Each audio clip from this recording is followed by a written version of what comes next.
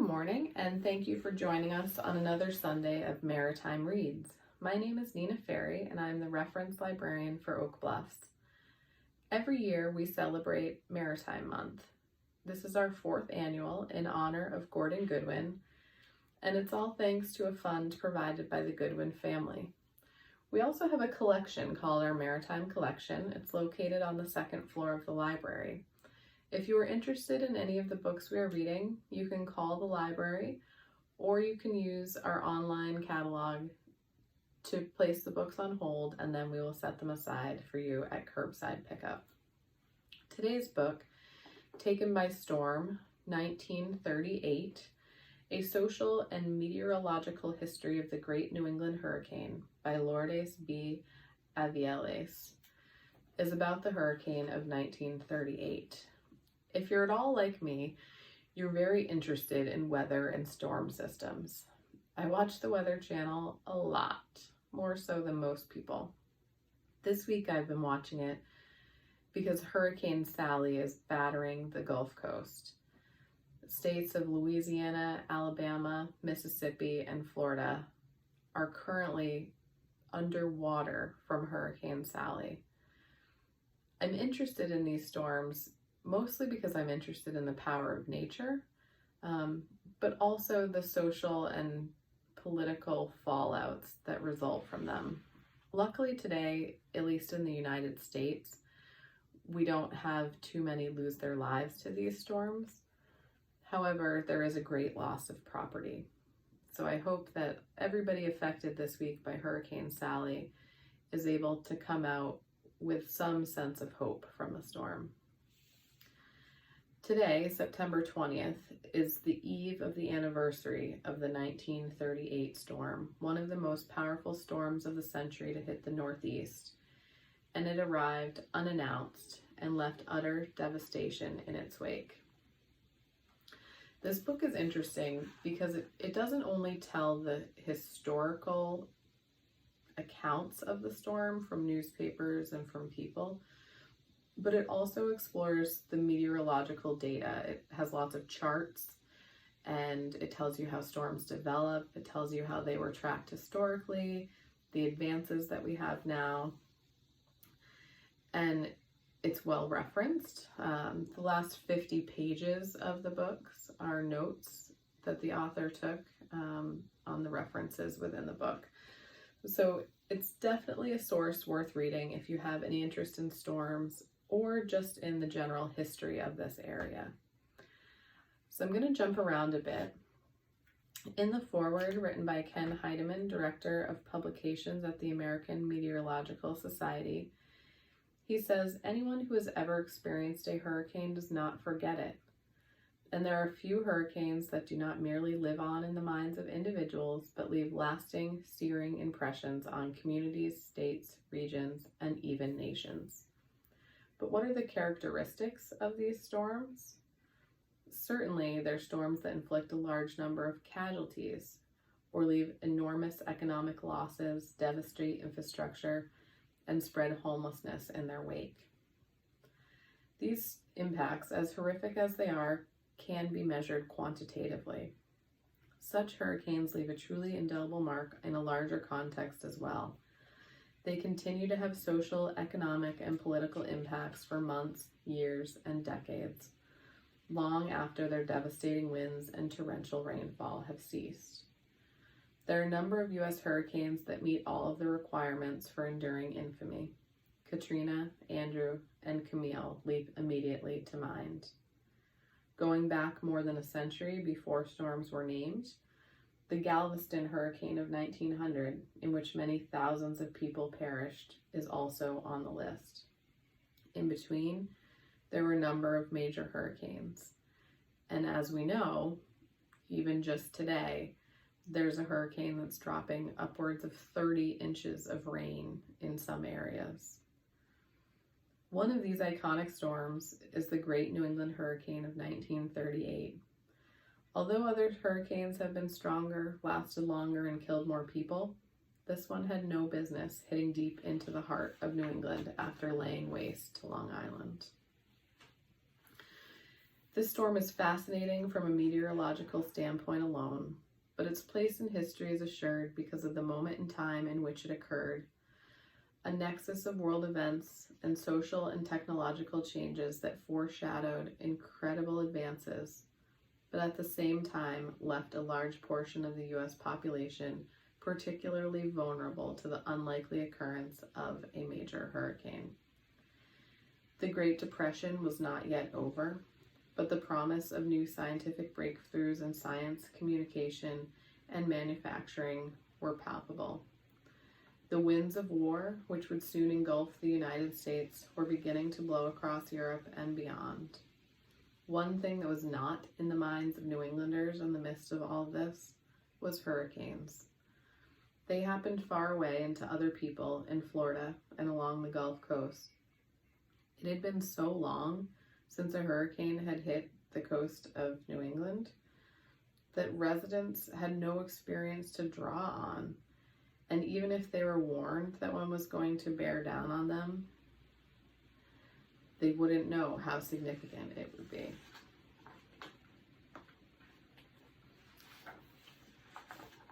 Coming from the prologue.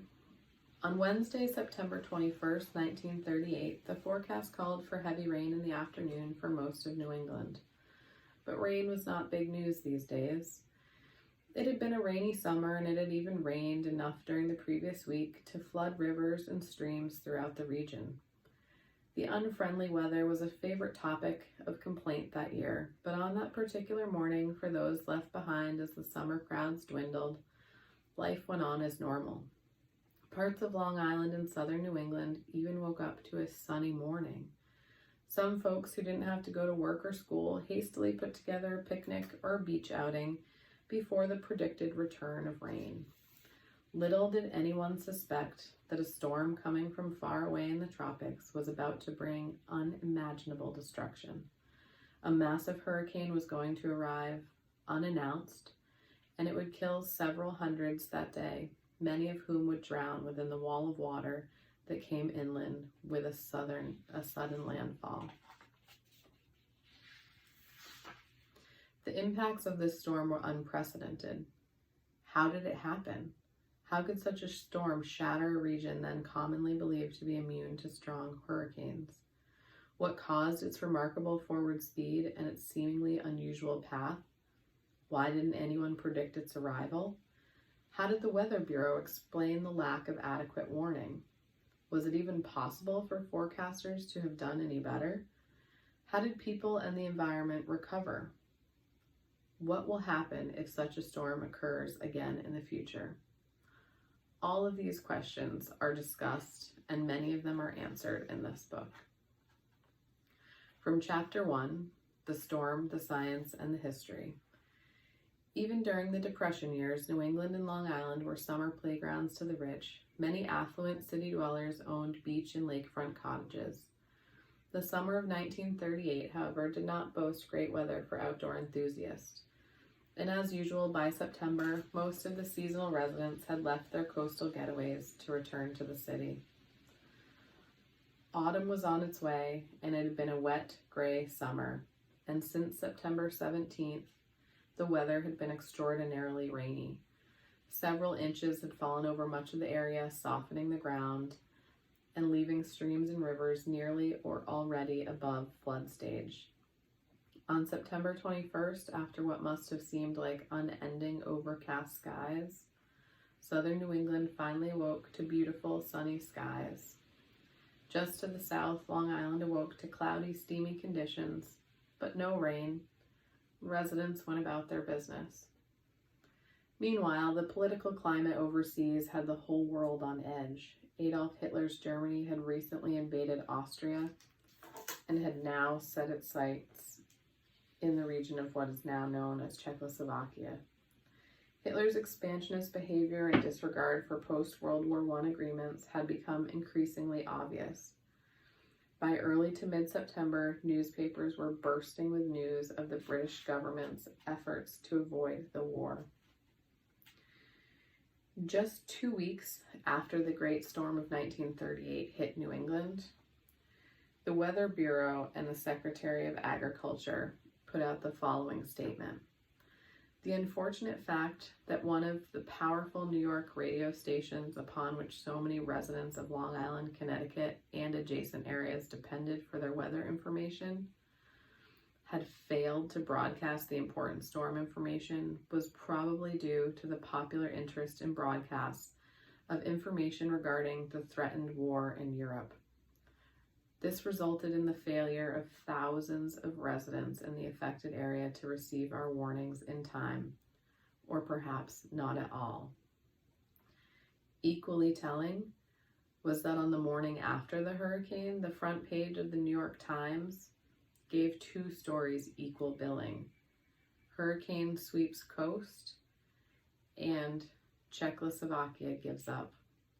At first light on September 21st, to the untrained eye, there was no sign in the sky of an upcoming disaster. While a trained observer might have taken note of the unnaturally calm weather coupled with gradually enhanced oceanic swell over the last few days, or the increasing frequency of crashing waves on the shore, or even the lack of birds overhead, a tropical hurricane was the furthest thing from the minds of the citizens of Long Island and New England.